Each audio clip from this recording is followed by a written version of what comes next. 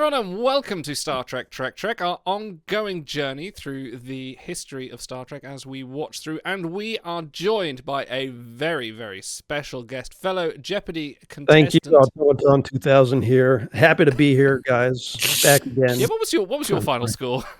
How far Just- did you just get on the mute Tournament me. of Champions? Just mute me. We're joined by one Eva Thomas. Thank you for joining us. How are you this fine evening? I'm wonderful. So happy to be here and sharing these wonderful Star Trek episodes with you. Yes, and we've just finished watching one of two suggestions you've done for us, which will be this and the next episode. But we've just finished watching TOS's Shore Leave, a wonderfully trite episode of relaxation and random tigers and samurai people. I did ask you this during the watch along or just before, but what brought this episode to us, and why did you think like, hey, I'm gonna come and join something I'm gonna watch together? Let's watch Shore Leave. Let's do this one. So for me, I really won. You only won a couple of games. It's fine. It's not as important. Yeah. No, Big's great. We love Big. So for me, I came to this episode because my favorite thing about the original series is camp, and this episode certainly has it in spades, even more than I could have remembered. It looks like what happens when they said, okay, we don't want to build any new sets, so we're going to film most of this in a public park. We're going to go through the studio's closet for most of these costumes, and we're just going to see what we can find. And we're just going to have a little romp and have a great time. Let's sprinkle in some stock footage from other shows, and it's going to be great. And we got exactly what we asked for, which was a seemingly incoherent episode that's still very, very, very funny. And that's our review, ladies and gentlemen. Thank you for watching. No, great to have us with us. Some fun facts about this episode. This was directed by Robert Sparr, the only episode he directed of Star Trek. He also directed 2 episodes of Batman 1966, if you can understand the continuity there. It definitely feels like this could have been an episode of Adam West's Batman. However, the cast of the show disliked working with him so much, this was his only Trek assignment. He was not asked back to the set again. So it says on Memory Alpha that he hurt the actors' egos, which sounds just like a complaint that Shatner lodged at some point. But I will say the highlight of this episode for me was like his directorial choices, the shot framing. We had a lot of great moving shots, some stuff from below where it was actually a decent angle on Shatner. So it's like, I feel like when you say, okay, the director only did 1 episode for Trek, it's either like a really good thing or a really bad thing. And in this case, it turned out to be good. Yeah. Like when they launch Voyager 3, I hope they put this in the shuttle for outer space aliens to enjoy our media. Put it in the time capsule. This was also written by Theodore Stugin, who also wrote Amok Time, so 2 wildly different episodes here. He also penned 2 other episodes that didn't get made into production. One was called The Joy Machine, and the other one was Shore Leave 2, which could you imagine? No. We could have Shore Leave 2? Could have had Shore Leave 2. Now, see if this sounds familiar. The Joy Machine, the plot was, it dealt with the population of a Federation colony getting addicted to a sophisticated machine stimulating the brain's pleasure center, which rewarded the workers with hours and joy in exchange for work hours. Kind of sounds like the game a little bit from TNG, which I just lost the game. I read the book because they made that into a book, and it's a decent read. Yeah. Yeah, there was no information on Shore Leave 2. Now, Otto, you have a fun fact about this episode as well in terms of the writing. Well, I don't want to steal your thunder. No, please. I'm offering it to you. It is yours. Well, yeah. So the credit goes to Theodore Sturgeon, like the fish. But apparently, Gene rewrote that all on set. And that's part of the reason why Spar got a bad rap is because, when you're getting handwritten notes from Gene Roddenberry 2 hours before filming, it's going to screw up a few things. So, when randomly women show up in bikinis at the end of the episode, I'm like, oh, that's a scene that Gene did. You can tell which ones he did and which ones were kind of part of a coherent storyline. So, yeah, kind of like We reviewed TNG's Justice a couple months back, and like you can tell when Gene gets his hooks into something because they kind of ramp it up in not good ways. So that was my fun fact. No, that's thrown it to me. So we remarked as well during the episode that part of the script was called for Shatner to wrestle a tiger at Shatner's demands, but they actually said, no, you can't do that. That's very dangerous. The script apparently also called for an elephant to appear on the episode, and the elephant was indeed hired by the production staff and brought to set. But due to the overtime, the set running over, it ran a whole day over time, and yeah, they paid the elephant overtime. Yes, he's paid peanuts. No, it was just to hide the fact that the elephant was such a huge diva and just wouldn't leave the trailer. Okay. Last fun fact as well about this episode: William Blackburn, who played the White Rabbit, was a professional ice skater in real life and had got the costume from a local team for free. He had claustrophobia. So had a painful time wearing the costume. Originally the rabbit head was sewn onto the suit, but he nearly suffocated. So he had to tear off the head to get out of it. But they eventually reattached it with Velcro, and he was a bit happier after that. He also wore the Gorn suit in the Gorn episode, and he said that was worse. Which, after doing it once and finding it the most horrible experience of your life, you go, yeah, sure, I'll do that again. I feel like the footprints in the episode that were supposed to be for the rabbit did look like Gorn footprints, though. That would have made more sense. Yeah. Yeah. Look, actors gotta eat, man. People have done worse for less. What sport has a white rabbit as their mascot? Do we know? Oh, is this... I thought you were giving us a question. Is this... No, I just... It did say it was ice skating, so I'm going to say ice skating. Okay. I didn't realize ice skate had mascots. No, they lifted it from a performance of like Disney on Ice. Okay. Got it. Okay, how do we feel about this episode? Eva, start with you. Like, how did you find this episode after, was it what you said, like 15 years after not seeing it for a while, or 5 years, whatever it was? Yeah, I hadn't seen this episode in about 15 years. I think I watched it way back when I did like my first big watch through of the original series, and I hadn't really revisited it since then. It definitely looks worse than when I watched it 15 years ago in terms of just overall quality. I do agree with Otto's observations regarding the directorial style, though. I thought some of the choices regarding the shots were very interesting, but it couldn't really make up for some of the problems with the writing and just having a cohesive storyline that isn't all explained away in the last 5 minutes, which is basically what happened. So I think that this is a good standalone episode of TOS if you're looking for something less serious, something that's going to make you laugh, something that's lighthearted. Is it intentionally funny? I'm not sure, but it is funny, unintentional or not. So I'm going to adjust my forecast rating, and I'm going to give this a 5 out of 10. We'll get to ratings. We'll do it. Oh, okay. Yeah, I jumped the gun. Okay. I'm sorry. No, that's fine. Big. I haven't had you for a while. How did you find this episode? Well, I think the thing that struck me is I don't know if I had ever watched this episode start to finish before. Oh, wow. To be perfectly honest. I'm sorry. Is that there is no story. It's basically just kind of little vignettes of interacting with the dumb little mind generated things. And I was struck by the lack of substance entirety, even in something that's supposed to be, lighthearted and lightweight. It just felt like nothing.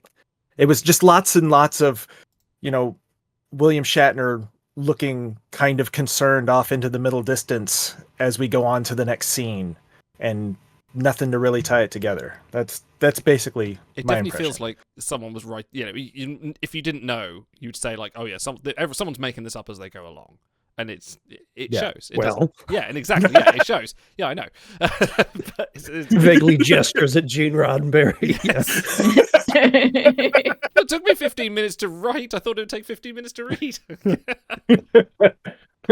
So actually, the memory alpha entry about that describes that he was lounging under a tree while writing this. I'm thinking, like Newton levels of An apple mythos dropped on his going head, he into went, this. "A tiger!" Yeah, yeah. By the way, the conclusion of this, maybe Shatner, Captain Kirk was concussed because we had a guy with a samurai sword almost take Sulu's head off. Yeoman Barrows was assaulted twice. You have guys squeezing off rounds of ammunition. Kirk was all black and blue, and then they're like, "Oh, beam everyone down. They're gonna have a great time down here." I'm like, don't you want to vet it maybe a little bit more, or have some kind of like standards in place, like rules? They're like, no, everyone will be fine, and then do at the end. So it was really, there was no plot to this. You're right. The Muppet Babes will just stitch them all back together afterwards. Yeah. That's the implication, right? That definitely feels like there was a Futurama episode about this, probably spoofing this directly. It's just like, it doesn't matter what happens to you, we'll just patch you up. It's fine. But yeah, it definitely feels like they got into the system and they flew past the information point, which had all the pamphlets to say like what you can enjoy on your stay and things to avoid doing, like thinking of tigers or World War II aeroplanes. Please don't think about guns or Don Yon. He will come and take your female crew members away from you.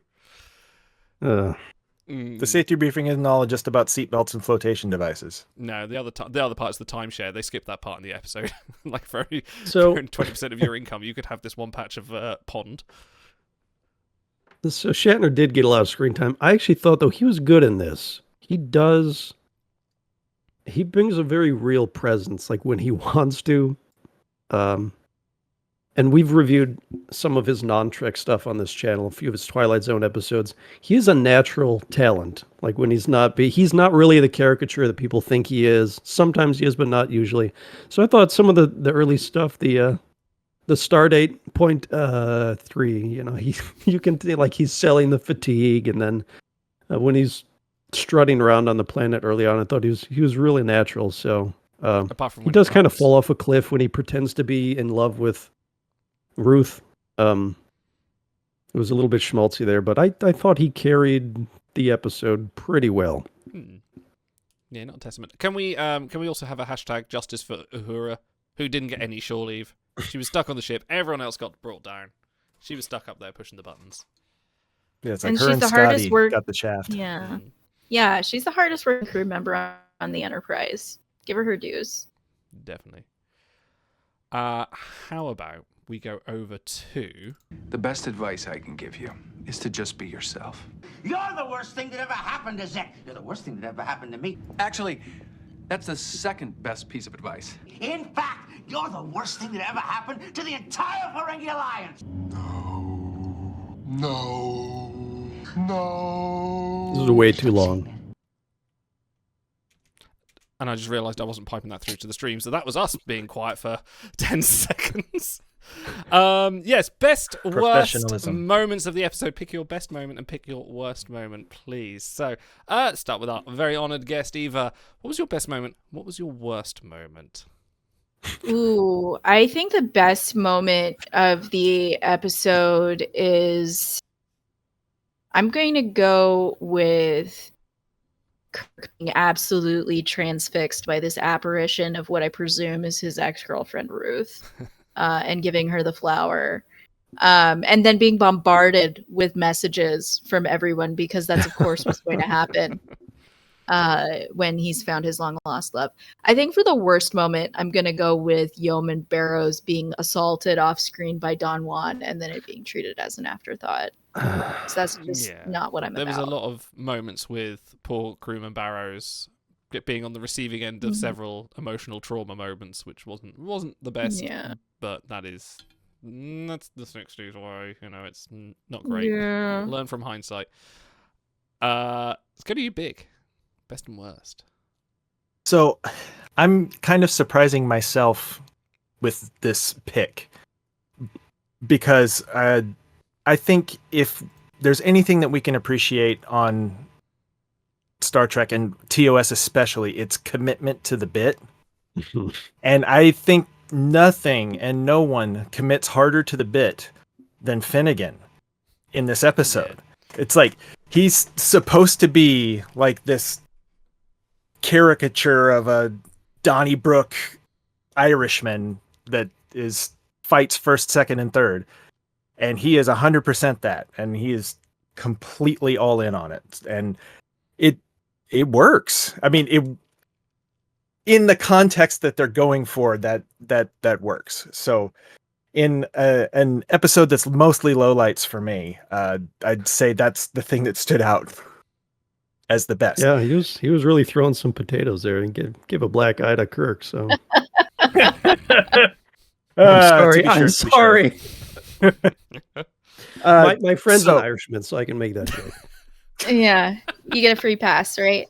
Yeah, it's got the eye pass. Yeah. So the worst. I think the worst thing is the stinger at the end, the little laugh line. It's like, did you have a good time? Yes. Highly illogical. That I don't know how that made sense in 1967, and it makes absolutely no sense now. And then that goes on for like an extra 20 seconds afterwards, and that's your end. So that there's a wet fart of an ending for me. Yeah. So that's the worst for me. Go on, Auto. Best and worst. Oh. Yeah. Eva had it right. It's not only is she assaulted twice, but in between the two assaults on Yeoman Barrow, we have Bones propositioning her, put on the dress, and he starts flirting with her. I'm like, bro, like maybe beam her back to sickbay or something, but no, but whatever. But I like to be original like Stars does. So my other worst is that the villain of the piece was an old TV antenna, and that was what built suspense. It was like this little piece of wire mesh following people around, and that's like, ooh, that's sinister. Like that's a odd-looking antenna. That's it reminds me of like the old like John Steed Avengers episodes, or like any kind of like crime kind of episode where like it's someone in a car with an antenna and they're spying on them. Like it kind of gives that vibe where it's just like, we need to do this, but we don't have a lot of money because we spend it all on a tiger. So could we just come up with something? I don't know if I have a best moment. There were a lot of vaguely okay moments. I guess just Sulu. Like he finds a gun he picks up and starts squeezing off rounds into the lake. And then they come up and ask him what he's doing. He's got this huge grin on his face. He's having the time of his life. So I'm like, well, good for him. At least he didn't hit anyone. Idle. What's your worst and best? I will go... I think best is... Or should I start with worst? I can't think. Oh, no, okay. I can start with my worst. My worst is the Deus Ex Machina that just turns up at the end in the nice dress and just goes, ha-ha, it's a pleasure planet, didn't you know? And just comes and just goes, this is our resolution of the plot. We couldn't actually think of a way to end the episode apart from my mate and this nice outfit we got, just to turn up and go, enjoy yourself. So that was definitely like, it just screamed to me like, we don't know how to end this episode. We've come up with nothing for like 7 days now. And we just got to finish it. We need to move on to like the Devil's Due or whatever the next episode is. We need to get out of here. We've only got so much time on Vasquez Rocks. It's very popular at the moment. My best. Oh, that's true. See, I forgot to take all the directorial stuff for my best. So that was a good thing. That was good. I don't know what would my best be about this episode. I'd probably give props to Shatner for this one. Just for being relatively less stereotyping and fairly decent, apart from maybe his running. Never make that man run. It just looks embarrassing. Some people are born to run.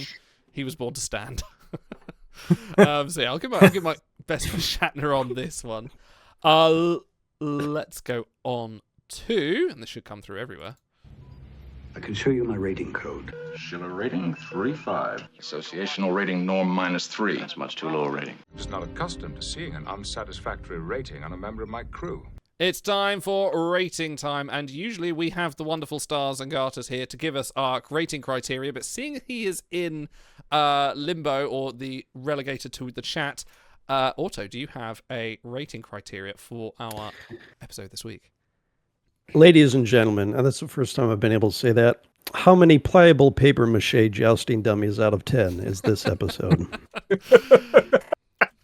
Wow. I thought that was And a it's real weird. person. He just pokes the cheek to see if it'll move. Ugh. The texture is so unnerving. Eva, what would your rating be for this episode, and why? Oh, so I'm going with 5 out of 10 pliable paper mache jousting Yes. dummies Good on boy, this Simon. one. Say that 10 Um, times fast. Yeah, I am going with that rating because, well, I think this episode is fun. I don't think it's anywhere near, like even the top 50 original series episodes. It's fun, but it doesn't have any substance to it. There's no meat behind it. It just seems like we're watching a series of little skits. But then again, I do think we get to learn a little bit about Kirk, which is always interesting, about his time at the academy, where they sprinkle that in his relationship with this Finnegan, who I don't believe that we ever see again. But Darn. I know, he was so delightful. So I think there are some bright spots. I think the directing is good. I think there are some fun things that they do with the costuming. And there's, Sulu gets a few moments, which is rare. Hashtag justice for Uhura, as always. But I think that there was a lot more that they could do with this episode that they simply didn't, to just make it feel like there was a real story being told, instead of 45 minutes of flitting around a planet and then 5 minutes of a man in a very stylish caftan explaining everything away. This is a good captain. Big. Bearing in mind, Big, your pre-rating was a 3.1 for 159. Where are you adjusting this to? Well, I was generous. So I'm gonna bump this down to a full 3. Pliable paper mache. I can't say it one Jousting time dummies. slow, much less 10 times fast. So what was it again? Pliable paper mache Pliable dummies out of 10. jousting dummies. Oh, yeah. Out of 10. And yeah, to Eva's point, it's like it was fun, but it wasn't fun enough. Like if it wasn't entertaining as comedy to me, because it kind of tried to have it both ways, because it was trying to imply danger, but also whimsy, and it doesn't really land on either. So yeah, and then the dude coming in out of nowhere to both create a plot and resolve a plot in the last 3 minutes of the episode. It just there's nothing here. There's no there. So it is fun for camp and basically nothing else. So 3 out of 10. Otto.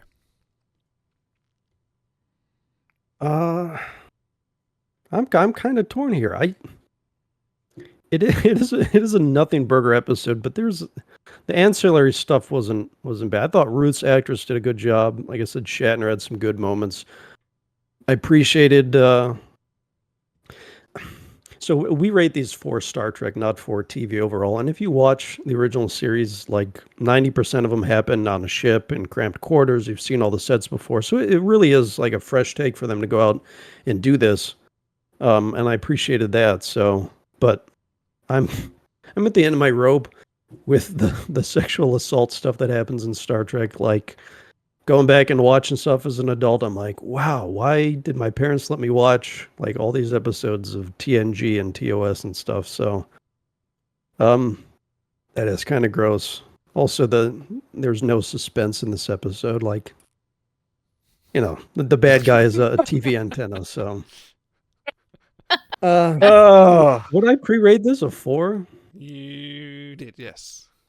Yeah, I'll bump it down to 3.2, I guess. I didn't hate it, but it's like there's nothing to it. You could easily skip this. 3.2. If you're doing a watch through, there's nothing essential. I even mentioned that we got a little Kirk exposition, a very little, because they never call back to it again, and pretty much no one else got anything that carried over. So I prefer them to weave things in a little better than that. Okay. Oh, I'm sorry. 3.2 pliable paper mache jousting dummies out of 10. Fantastic. Okay. I am going to have a really rough voice. 1 second. Sorry, my very hot tea was getting to me there. I will give this. I think I pre-rated this a 5. I think I will drop it to a 4. I enjoyed myself with this episode. Like, not a lot happened. There were some questionable moments, but there was enough in there for me to go. Like, once Kirk was fighting Finnegan, and you sort of saw the smile on your face, you kind of got the ideas. Like, okay, this isn't some sort of mystery planet. There is some sort of underlying fun thing going on here for a shore leave location. But that's about all the 4 gives it. The rest of it was just like wandering around needlessly, doing nothing with various questionable actions like the assault on Yeoman Barrows, and just, it's a chilled out planet, but here's a tiger and an airplane that's going to shoot at you, and a samurai warrior who just will turn up at the ground and just decide to attack the stereotype that resembles him the closest, or at least the closest that Gene can recognize anyway. So, yeah, not the greatest episode. That would be 4 pliable paper mache jousting dummies out of 10 for me. And that brings us to the conclusion of that, which has earned itself an average of a 3.8. Let me just go to my list and find out other episodes that may have scored around it that we've... Oh, it just beats out Angel 1 by a point, sort of a tenth of a point. Riker chest hair, if you will. But it's beaten by Mudd's Women by also a tenth of a point as well. So it's around... How did Mudd's Women do better than that? I refuse to accept Mudd's Women that. was a 3.9. We gave this a 3.8. They were literally trafficking women. How did we rate that higher than this? Listen to you on that episode. Someone on that episode really liked that. But it definitely beats... We need Trek Time The Next Generation, by the way, to reboot this entire show. Yeah, well, when we've gone through all 900 episodes, we can go back through them again. That's fine. We're only 50 episodes in. It's fine. We're getting there. But that brings us to the end of our review for now. If you're watching with us live, stay on stream.